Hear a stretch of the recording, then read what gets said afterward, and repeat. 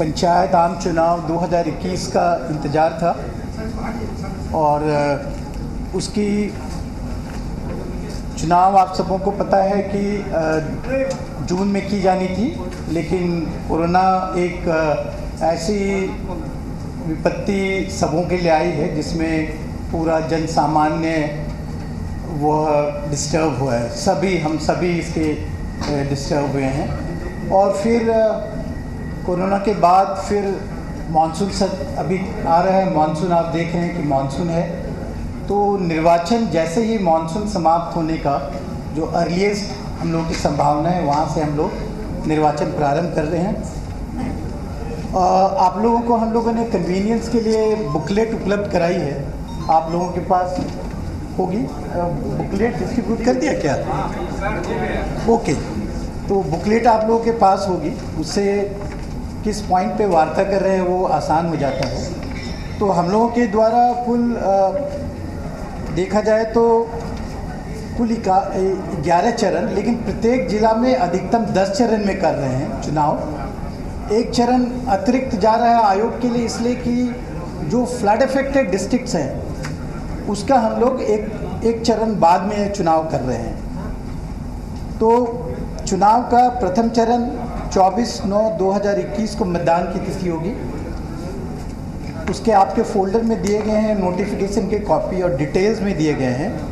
प्रथम चरण 24/9/2021 की होगी। इसमें 10 जिले इन्वॉल्व होंगे और प्रखंडों की संख्या 12 होगी। मतदान केंद्रों की संख्या 2119 है और 1609 मतदान भवन है।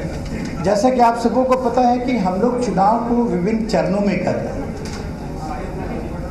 तो हर जिला एक साथ चुनाव में जाएंगे और एक फेज, जैसा मैंने बताया कि जो बाढ़ प्रभावित ज़िले हैं वो एक फेज बाद से शुरू होंगे और सभी जिलों के कुछ प्रखंड जाएंगे।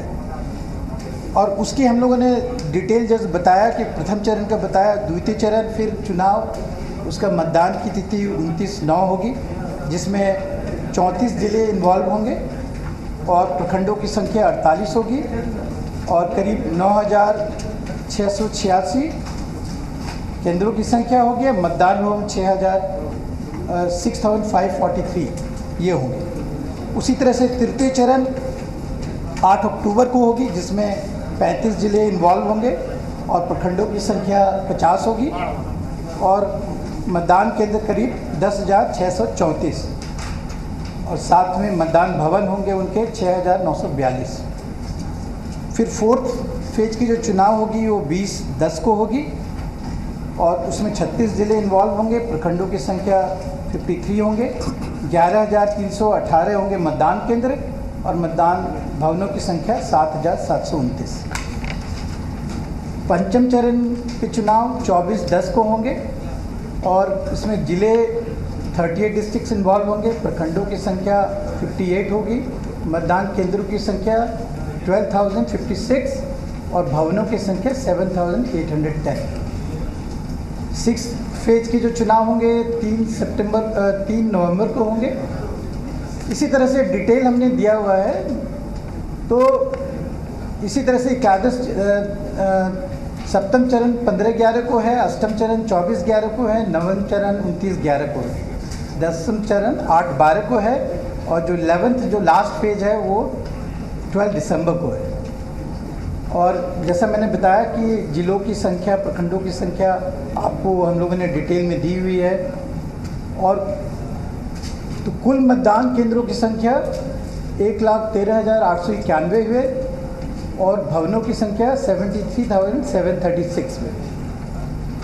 आप पूरे प्रखंड अगर उस तरह से देखेंगे तो कुछ प्रखंड ऐसे हैं जिसमें कि एक प्रखंड को उनके भौगोलिक दृष्टिकोण से, वहाँ के लोकल इश्यूज़ के कारण उनको एक ब्लॉक को 2 फेजेस में किया गया है। जैसे तरियानी, सीवर जिले के तरियानी प्रखंड हैं, लखीसराय जिले के सूर्यगढ़ा प्रखंड हैं, शेखपुरा जिले के शेखपुरा प्रखंड हैं, खगड़िया जिले के परबत्ता, गोगरी, खगड़िया, अलौली। तो इस तरह के जो 7 प्रखंड हैं ये 2 चरण में चुनाव कर रहे हैं। बाकी सभी प्रखंडों में एक चरण में चुनाव किया जा रहा है। और तो इस तरीके से इसकी डिटेल कार्यक्रम हमने आपको दिया हुआ है।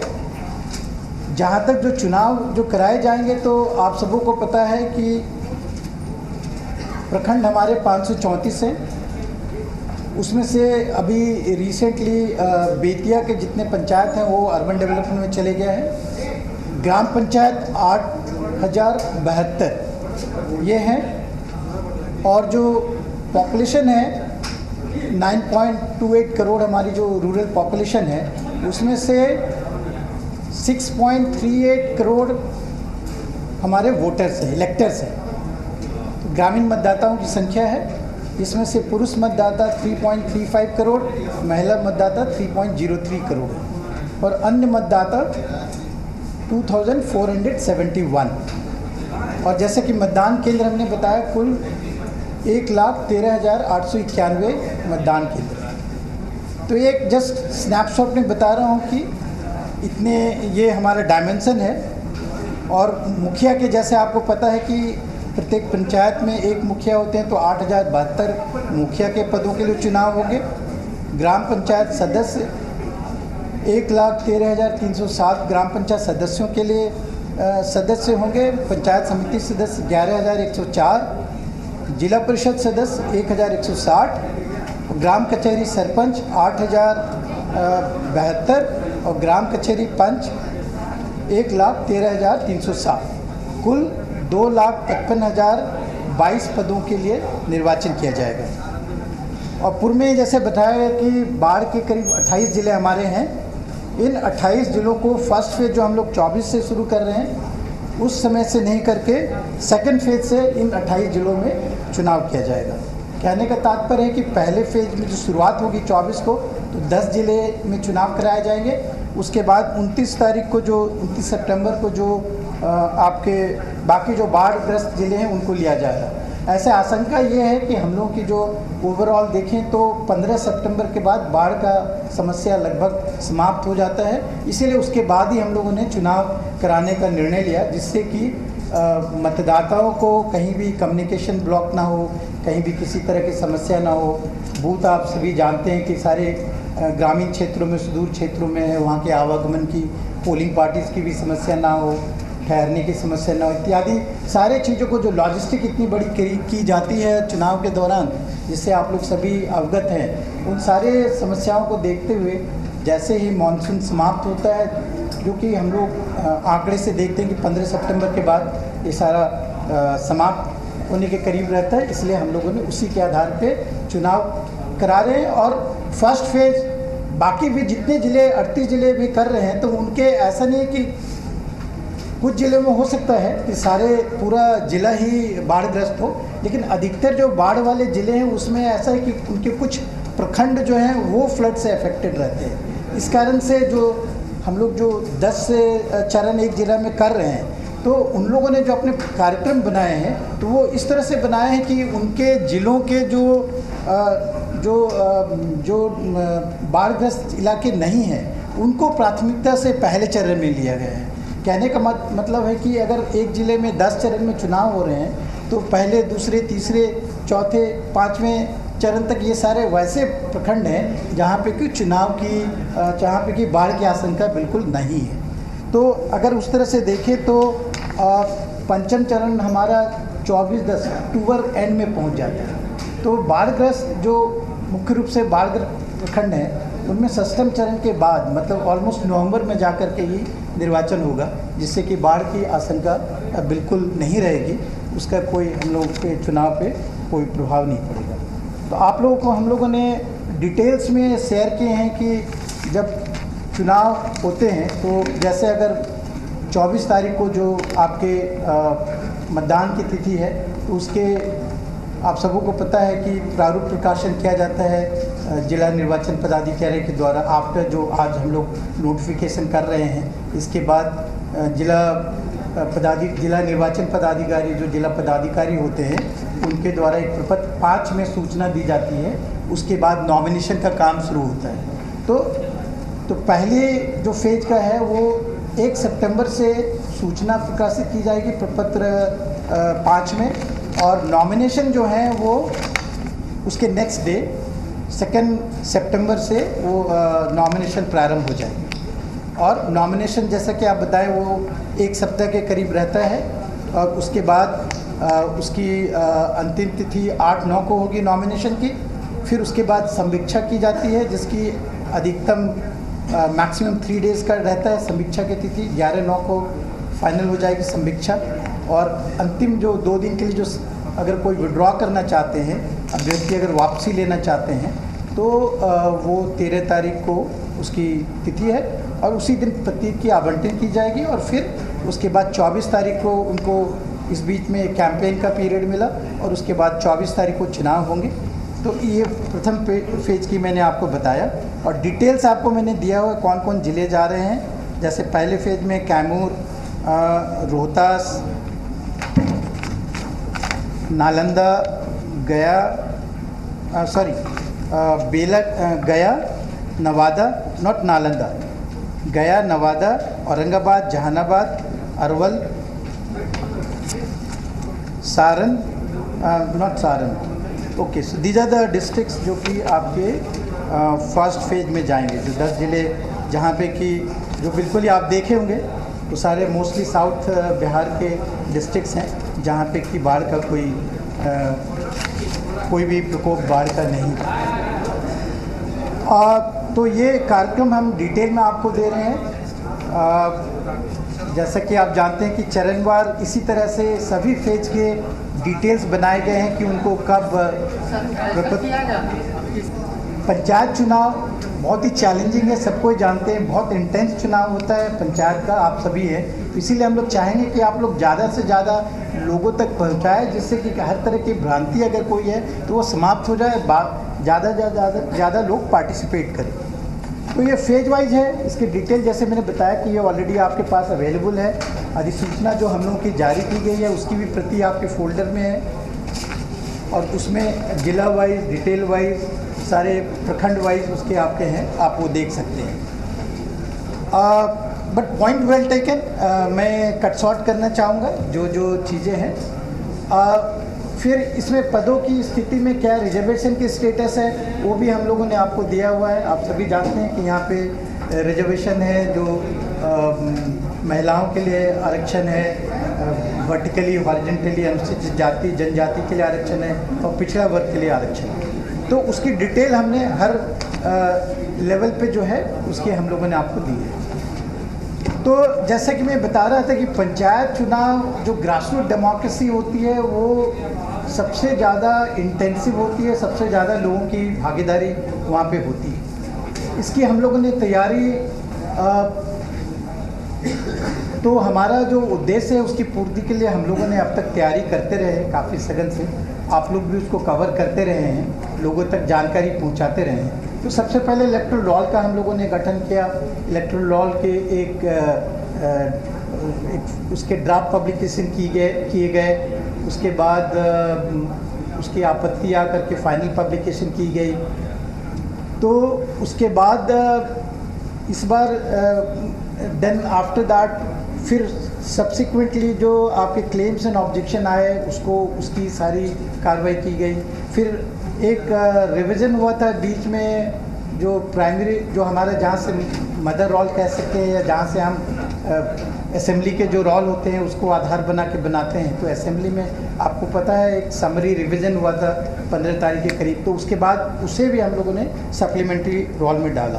तो इस तरीके से सारी कार्रवाइयाँ पूरी करते हुए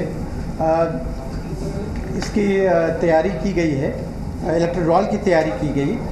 और इस बार जैसा मैंने बताया कि 6.44 करोड़ मतदाता शुरुआत में थे, लेकिन आप लोगों को सबों को पता है कि अर्बन डेवलपमेंट के द्वारा नोटिफिकेशन किया गया, जिसमें कि अनेकों पंचायत जो हैं वो अर्बन एरिया में चले गए, नगर पंचायत में कन्वर्ट हो गए। तो उसके कारण से फिर उसमें फाइनली कमी हुई, काफ़ी सारे बूथ अर्बन एरिया में चले गए, इलेक्टर्स भी उस एरिया के चले गए। उसके बाद जो भी मैंने फिगर बताया था दैट वाज आफ्टर जो अर्बन डेवलपमेंट के नोटिफिकेशन के बाद जो पंचायत चले गए हैं उसके जाने के बाद की वो ये थी। राइट।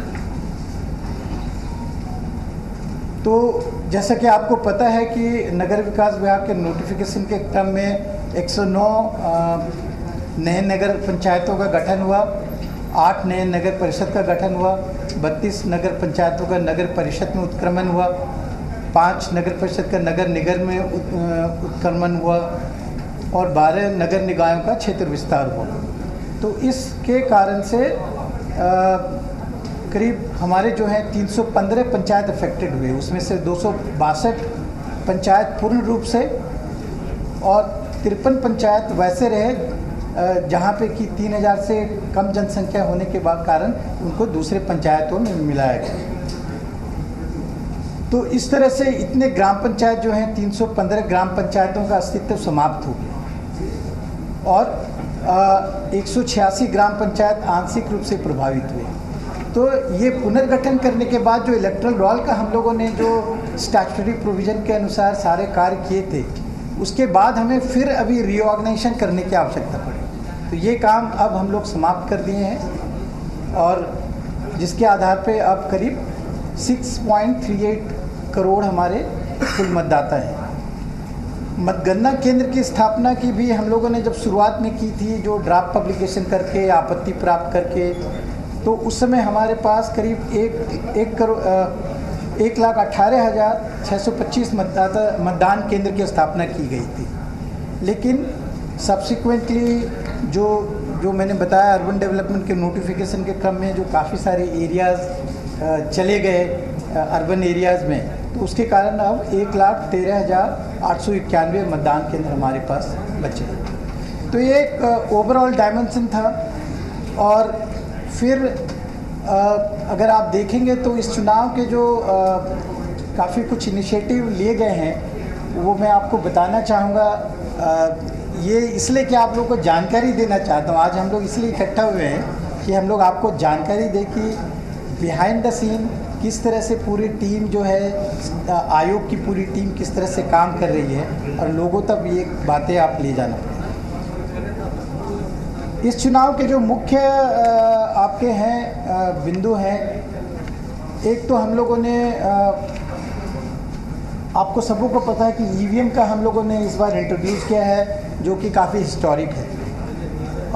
ईवीएम का मात्र कारण ये है कि आप सबों को पता है कि निर्वाचन में जब तक आप ईवीएम नहीं लगाएंगे आज के दौर में, जहाँ पे जितनी, तो उसकी शुद्धता या उसकी पारदर्शिता पे प्रश्न चिन्ह लगता है। तो इसका एक ही तरीका है कि आप अगर ईवीएम करें तो बहुत सारी समस्याएं जो होती है मतदान केंद्रों पे जो समस्या होती है, जिससे आप सब अवगत हैं कि काफ़ी बार बूथ कैप्चरिंग हो जाता है, साइलेंट बूथ कैप्चरिंग हो जाता है। तो उसको दूर करने के लिए हम लोगों ने ईवीएम का पहली बार यहाँ के पंचायत चुनाव में हम लोग इस्तेमाल कर रहे हैं। और परंतु ईवीएम आप लोगों को शायद पूरी कहानी पता ही होगी कि हम लोग पहले मल्टी पोस्ट ईवीएम का इस्तेमाल करना चाह रहे थे, फिर कतिपय कारणों से वो हम लोग नहीं कर पाए, तो जिसके कारण हमें फिर जो M2 ईवीएम है ECI के, उनको इस्तेमाल कर रहे हैं। उस ईवीएम में एक ईवीएम में एक पोस्ट ही किया जा सकता है। तो जितनी संख्या में हमें ईवीएम चाहिए थी, वो ईवीएम की संख्या हमें पर्याप्त नहीं हो पाई। तो इसके कारण से 4 पोस्ट जहाँ पे बहुत ही इंटेंस कंपटीशन रहता है, पंचायत स्तर के जो हमारी त्रिस्तरीय पंचायत हैं, उनके 4 पोस्ट का हम लोग ईवीएम से चुनाव कर रहे हैं। और बाकी जो 2 पोस्ट हैं पंच सरपंच के, वो हम लोग बैलेट बॉक्स से करेंगे। तो इस तरह का निर्णय लिया गया है। तो ये एक नया चैलेंज हम लोगों के लिए आया है, क्योंकि लॉजिस्टिकली अगर देखें तो ईवीएम हम लोग पूरे 36 राज्यों के 222 जिलों से लेकर के आए हैं। तो ये एक हरकुलियन टास्क था, एक बहुत बड़ा चैलेंज था हम लोगों के लिए। लेकिन हम लोगों की जितनी टीम है, जिला के पदाधिकारी, जिला के निर्वाचन पदाधिकारी, जिला के सारी टीम, आयोग की सारी टीम मिल करके इस काम को, फर्स्ट जो हमारी चैलेंज थी उसको हम लोगों ने पूरा किया है। अब ईवीएम के FLCs होते हैं, जो ईवीएम लाने के बाद उसकी जो फर्स्ट लेवल चेकिंग होती है वो सारे ज़िलों में की जा रही है और वो अंतिम दौर पे है। ऑलमोस्ट 97-98% उसकी FLC कर दी गई है। अब मात्र करीब 2-3% बचे हैं जो आज या कल तक में हम लोग समाप्त कर लेंगे। जैसा मैंने बताया कि ईवीएम हमारे लिए बहुत बड़ी चुनौती थी। हम लोग की आवश्यकता थी ईवीएम की करीब 2.56 लाख के करीब हम लोग की आवश्यकता थी फेजेस में इलेक्शन करने के। ओरिजिनली अगर देखेंगे तो हमारे को करीब 8 लाख के करीब ईवीएम की आवश्यकता थी, जो इस तरह के ईवीएम जो कन्वेंशनल ईवीएम जो करते हैं।